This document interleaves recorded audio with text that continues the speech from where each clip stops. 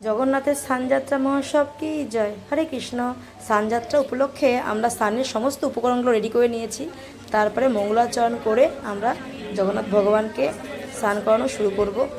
কেননা ভগবানের যে কোনো সেবাই গুরুবর্গদের বা মঙ্গলাচরণ না করে তো শুরু করা যায় না। তো আমরা সবাই মিলে জগন্নাথ বলরাম সুভদ্রা মাইয়াকে অনেক অনেক স্নান করাবো। কারণ আজকে স্নানযাত্রা মহোৎসব, এই দিনেই পুরীধামে তিন ভগবান আবির্ভূত হয়েছিলেন। তাই এই দিনে ভক্তরা ভগবানকে অনেক অনেক স্নান করান এবং অনেক সুন্দর করে সেবা পুজো করে। এদিকে কীর্তন চলছিল জোরদার, সবাই ফুল দিল।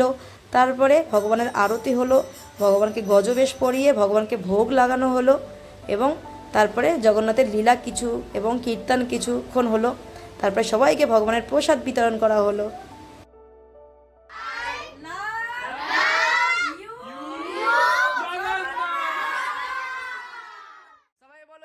জগন্নাথ, আমি তোমার, তুমি আমার।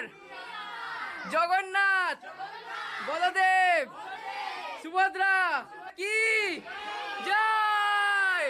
এইভাবে করে এক ভক্তের বাড়িতে আমরা জগন্নাথ বলরাম সুভদ্রা মহারানীর এই স্নানযাত্রা খুব আনন্দের সাথে একসাথে সবাই মিলে পালন করেছি। হরি বল।